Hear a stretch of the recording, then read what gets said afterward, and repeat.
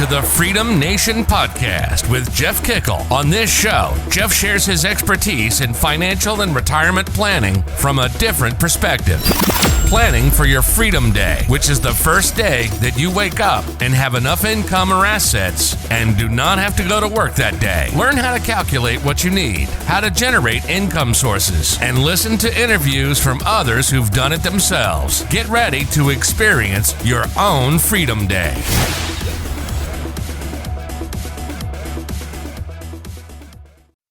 Hey everybody, it's Jeff here once again with the Freedom Nation podcast, and I am super excited today to have JM Ryerson on the show. He is a master at mindset and has worked with people for almost 20 years, helping them to really develop their mindset around that. We share a little common lineage with being in the financial services industry. We kind of exited part of that industry at the same time. So it was fun to have a little conversation about that. But it's really exciting to hear some of his ideas. So welcome to the show, my friend. Thank you, brother. I appreciate you having me. And I love the name of your podcast. It's my favorite F word. We're talking about my favorite F word, which there's some others that compete, brother. But I'm telling you that this is my favorite F word by far. I am right there with you, my friend. So why don't we start off? Tell us a little bit about your story. How did you get to where you are today?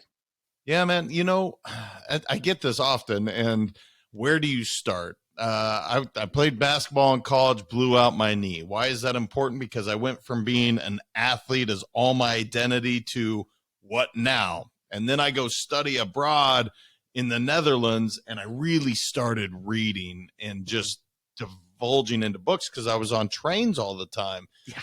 And I guess why that made it important when we're talking about this word freedom, I realized, again, I had lived in Montana the majority of my life. I lived in Idaho and I was born in Wisconsin, but the majority of my life was in Montana. And I love Montana. It's fantastic.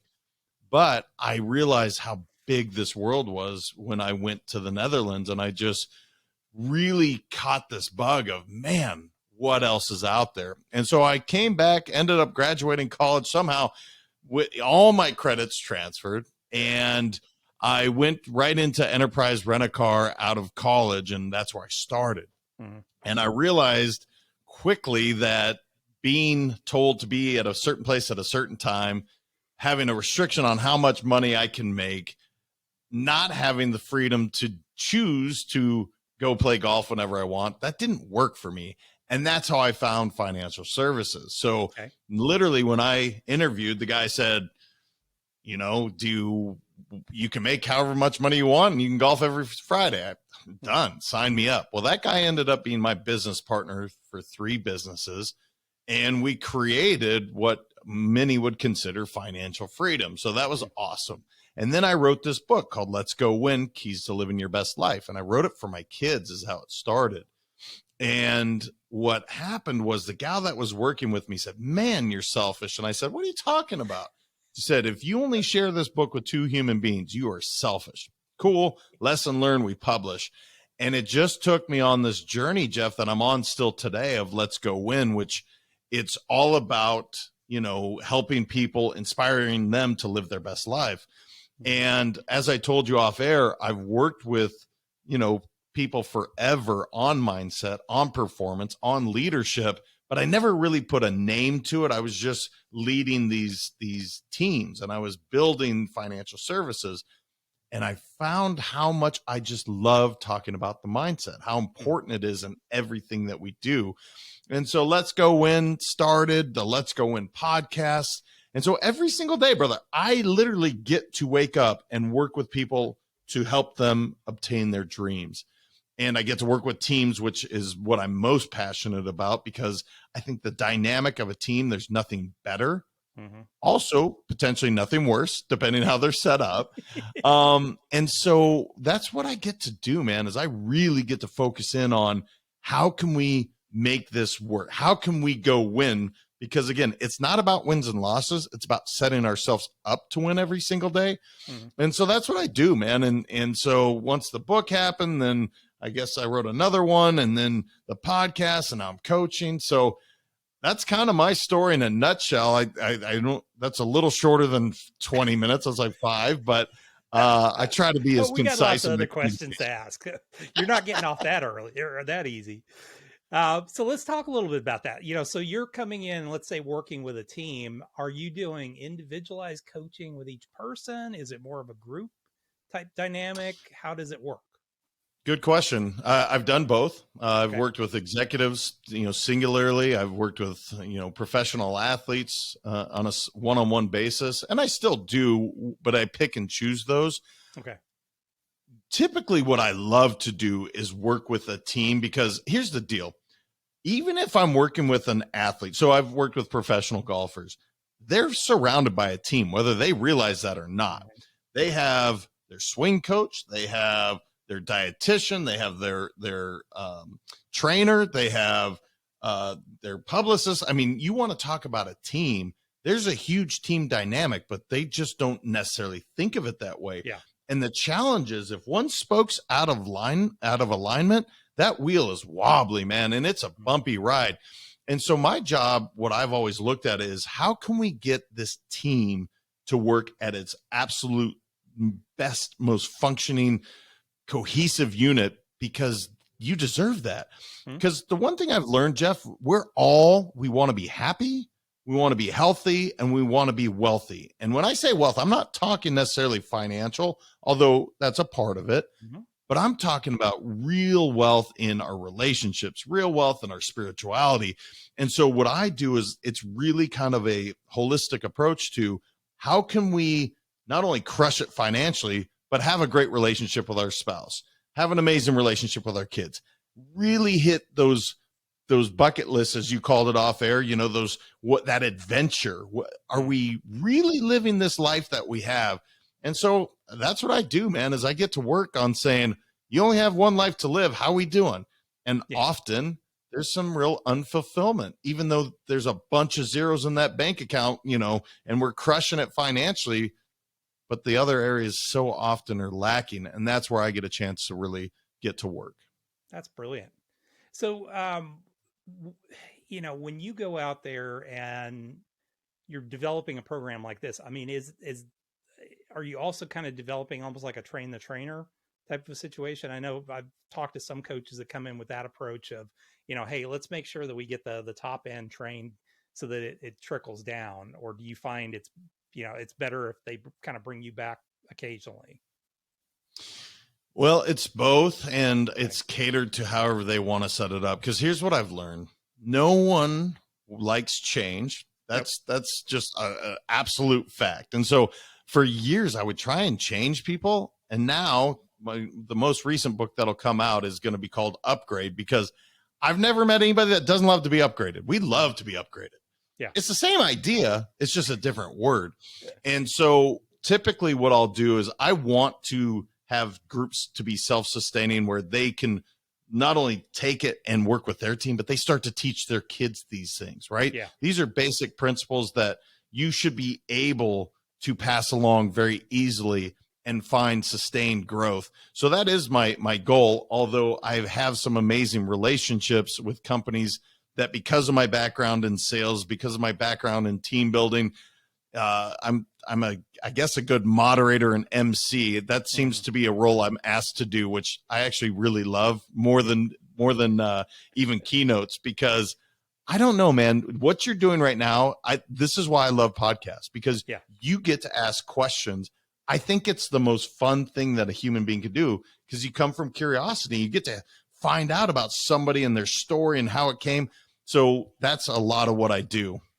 Yeah, it's funny because I look back and I'm like, all the shows that I've ever done that I felt were really successful, I was interviewing people. And the whole reason this all started was I used to do a ton of one-to-ones with people, and I would get done. I'm like, crap, I wish this was on tape. It was such great information. And I mean, that's really what evolved into this, is just curiosity and finding out about people's lives. And I love it. And it sounds like you're the same. Yeah. You come from the same cloth.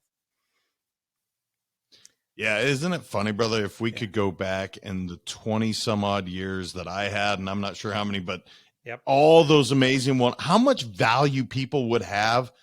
But I didn't think that way, brother. I was so focused on what we're doing in the moment. I don't believe in regrets, and there's a reason it didn't happen. But I'll tell you what, it's the one thing if I were, I just wish I had filmed some of these. And I still do it where I'll just get in a conversation. I'm like, dude, let's record this so we can share it so someone else can get value from it. One of my friends is a really, she's a pretty famous podcaster, and she's so funny because we'll get into a conversation, and her and I just hit it off from the beginning, and we'll get into a conversation. We're both like, oh, crap, we should have been recording this. People would have loved this.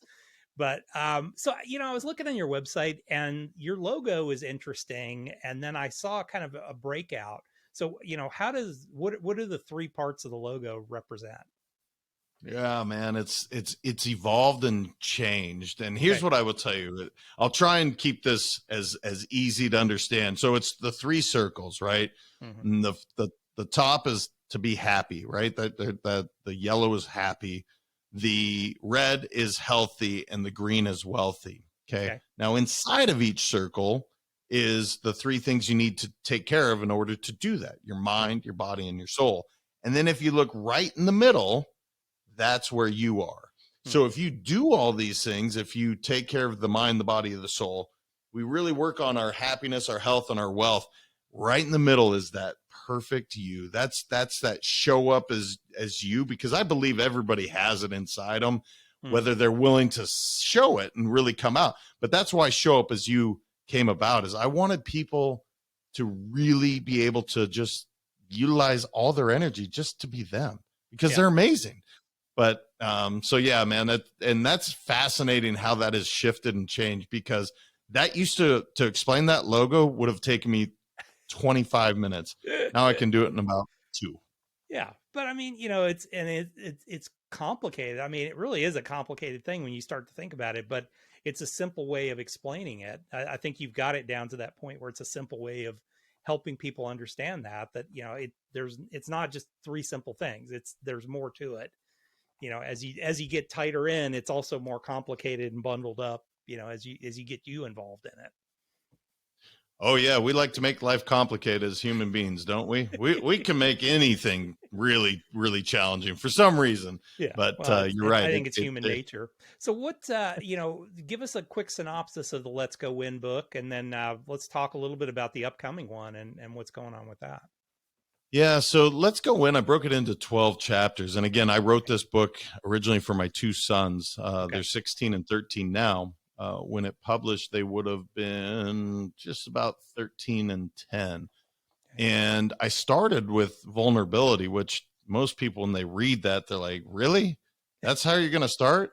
And the reason I did that, Jeff, is it was the most profound lesson I've learned in my professional career. And I'm a kid from Montana that was taught boys don't cry. So for me to start with that, it's quite a leap, and it shows that there's been some real growth.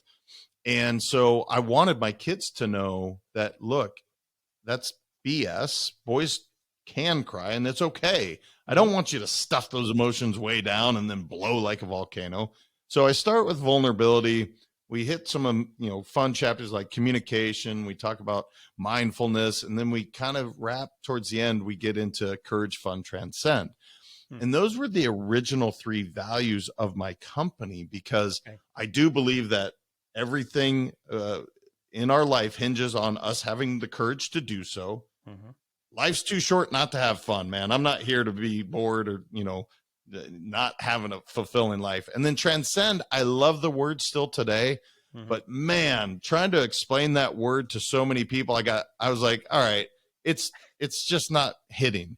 And so the idea of transcend is just overcoming self-limiting beliefs, because we all have them. And so much of those were given to us, generationally speaking, but trying to explain that as a value became cumbersome. And that's when I realized, look, let's make this simple. You're a simple guy, happy, healthy, wealthy, because that's what I was coaching all my clients on. And that's when I was like, dude, you're making this way too complex. Yeah. It's Let's Go Win at being happy, healthy, wealthy. I love it. Love it. So let's talk about the upcoming book. What's this going to be about, and who's the audience? Yeah, man. So the audience is all of us, and my marketing firm literally just smacked me in the face because they're like, niche down, man. This has to be for one group. But I am a bit of a rebel or rogue agent, I guess, when it comes to that. The whole book is really talking to people about the idea of upgrading. So again, like I told you, for years I try and change people. And people resist change the moment because it's unknown. It's something that's new. Well, we resist that. But if you went to the airport and you get upgraded to first class, I've never heard anybody go, nope, I want my coach seat. Do not give me first class. Or the rental car, you get off the airplane and you have your compact car and they're like, oh, you know what, Jeff, here's your luxury automobile. I've never heard somebody say, nope, I want my compact car. We do it with our cell phone, and every year we upgrade pretty much to that next model. Well, why? Because it has more features and benefits to make our life easier. Well, that's us. Our mindsets need those upgrades. Our bodies need those upgrades.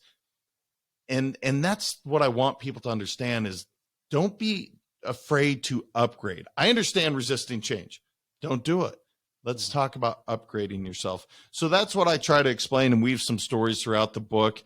And I'm hoping it hits home with audiences because I love the process of writing. It's always been helpful for me.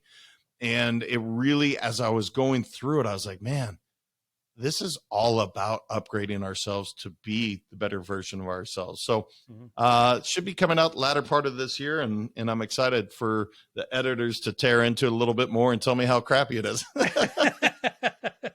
As they always do. It doesn't matter how good you think you are. Someone who couldn't come up with those ideas is going to rip it to pieces. But they make it better. Grammar is not my strength, so they're gonna that's have what they make they're gonna have Grammarly fun for, dude. Come on now. Grammarly does the writing. I just do the IDN. So, well, cool. Yeah, I need to work with you on tools. So yeah. So tell me a little bit about so you talked about the upgrade thing, but what are some of those things that you're teaching people to do to kind of help upgrade themselves? Yeah, it's simple stuff. And it won't be the first time people have heard this, but so often we're just talking about habits and we operate so often unintentionally and we're not clear on why we're doing anything that we're doing. Okay. And so, for instance, what's the first thing you do when you get out of bed? I ask this question to every single client. Make my bed. And I'll have a variety of answers, but almost always it involves the cell phone. And it's one of the most challenging things to overcome for people because they're so accustomed to looking at their cell phone. And it's the easiest thing to change, in my opinion, or upgrade, because I don't want Facebook or CNN or Instagram or whatever your thing of choice is to be running my agenda. I want me to be running my agenda. I want me to be intentional about hitting my goals, about growing, about getting better. And so the first thing that I do before my foot hits the ground, out of bed, is I do 3 things I'm grateful for. So no matter how bad I got to run to the bathroom and go pee, man, I'm going to say 3 things I'm grateful for. And that starts my day in a really positive wave. And then I dive right into my morning routine. Now, mine is pretty substantial and it takes several hours, which I don't coach on because I know that's not practical. Yeah. But the whole idea is, what am I doing to take care of myself so that I can go show up as the best version of an employee, a best version of an employer, a best version of a dad or of a son or whatever hat you're wearing. And it's really getting people to be selfish in the morning so that they can be so unselfish. And right now it's so the other way, especially with my female clients, where they are so unselfish with their time. They never take care of themselves. And I'm like, look, this is going to end poorly. You won't be around long term because you're not taking care of you. And so that's some of the simple, practical steps that we really work on to show up as the best version of us. I love that. Absolutely. Yeah. My routine starts with make the bed as soon as I get up. At least I've accomplished something today. And So I good. found as I did that, if I don't make the bed, it drives me insane for the rest of the day. If I walk into the room and the bed's unmade, it's like, just my whole day's out of whack. So love it. Well, let's shift gears here a little bit, and we're going to talk about the fast five questions now. Okay. So you ready? Yes, sir. All right. Number one, you wake up in the morning, your business is gone. You've got $500 in your pocket, laptop, computer, place to live. What are you going to do first?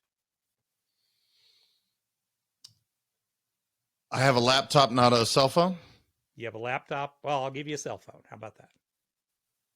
Immediately, I'm reaching out to the people that I admire and I look up to. And if my business is gone, I want to get clear on what am I going to do? Because my business is gone now. I have 100%. It's a blank canvas. What do I want to do? What do I want to build? And the $500, it may or may not go towards that business because look, maybe I just need food and shelter for the next 30 days while I'm building my business. But I promise you, it's going to start by reaching out to the people that I admire that lift me up. And I'm not calling the woe is me people because that's definitely going to put me in a bad spot. What an amazing question, because how freeing, not to totally steal, but what a freeing feeling that would be to wake up and say, all right, no responsibilities, laptop, $500, go get it. I just, it's a great question, man. But I would start by reaching out to my mentors and the people I really look up to. I love that. Well, I mean, because that's, once again, you're getting it for your, for the benefit of you, it's mindset. It's getting you in the right mindset, because you could be sitting there going, oh, woe is me that everything went away. Just find the people who are out there that are banging it out and get around them as much as possible. I love it. What's the biggest business mistake you've ever made? Man, the biggest business mistake, well, there's several. The biggest one was my second company. There was 5 total business partners, which that doesn't mean anything if you're like-minded and you're aligned. Actually, I shouldn't say like-minded. You're aligned value-wise. Okay. And we weren't. The 3 of them that we separated from my other business partner and I, we were in business for 6 years, and it was 6 years of hell. My relationship was a mess. My health was terrible. And it was all because I hated coming to work every single day. I've never felt that way. But for that 6 years, we weren't clear on why we were in business together. We weren't value aligned. That would be the one thing I will tell anybody. If you're listening and you're thinking about partnering, ask yourself a couple questions. Do you trust them implicitly where they can, my gauge is sleep next to my wife and I'm not worried about it? If I can say yes, cool, we'll consider it. Why are we doing this business? Where are we going? And we didn't do that, man. We didn't vet that out well enough. And I'm not sure why, because we had known each other for years, but we didn't have that high level conversation. And I don't want anybody to go through it, because business is supposed to be fun. And it wasn't, man. It sucked. And we grew. We made a lot of money during that time. Yeah. But I literally every day I loathed going to that workplace. And that, I mean, it doesn't matter how much money you make in life. If it just sucks like that. I mean, I've had the last job I ever had before I left and built my own businesses was like that. It was literally dragging myself to work every day, and finishing up with the CEO of the company, or the president of the company, telling me that I was the worst employee that they'd ever had. And I'm like, thank you. I appreciate that. I'm out of here. I can't take it anymore. What's a good book that you'd recommend for our audience? Oh man, one book. I have to go with Man's Search for Meaning by Viktor Frankl. I read it every year. It's a book for me on perspective, and if you haven't read it, it's one of those books that literally will change your life. And I don't say that haphazardly. It literally is. I think it's brilliant. That's awesome. What's a good tool that you use every day in your business? Well, that cell phone, that's why I asked that question, Yeah. and I still use it as a phone. I don't use it as just for texting or just, I like to connect with human beings. And Mhm. what I would say that I think that my favorite part about the pandemic is how connected we are able to be with people across the world. Mhm. I go back to when I lived in the Netherlands. I was literally looking for pay phones and had those pay cards for 5 gilda a piece, which was like $2.50. And that would give me like, I don't even remember, like 6 minutes of call time. Well, now I can call somebody in the Netherlands, no problem. I can Yeah. connect with somebody in South Africa or New Zealand. I think it's remarkable if it's used properly. So Mhm. that would be the tool of, I mean, there's lots of other great tools, but that one, it's connected our whole world. Some good, some bad, but Yeah.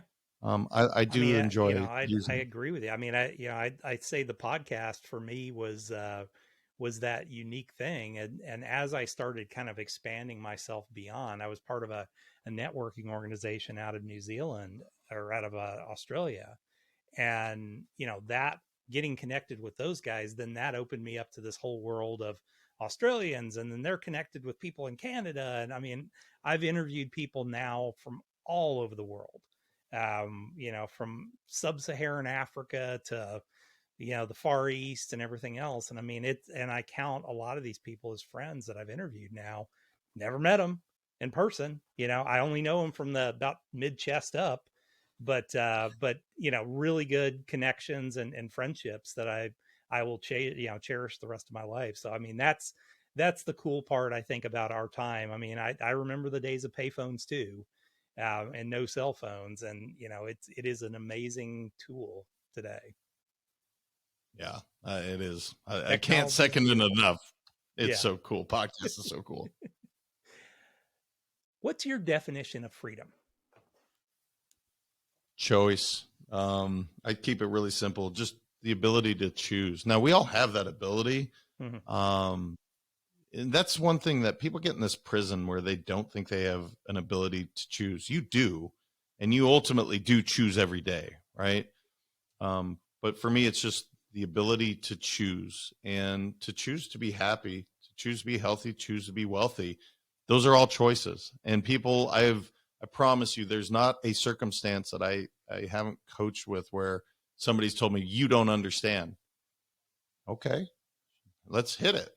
Mm. Because I do believe, Jeff, in no matter what's happened to you, if you take responsibility for your actions, not what happened, but your actions moving forward, you can create anything. Only thing that gets in your way is you. So my definition is choice. I love that. That's a great answer to the last question.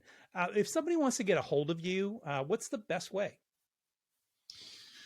Since we talked about the podcast, I'll just say the podcast. Let's Go Win podcast. I love this format. There will be a day where I choose to only podcast. And I don't care if I had $10 billion in the bank, I will podcast Yeah. because, like you said, Jeff, it's my favorite. So the Let's Go Win podcast, guys, check it out. It's awesome.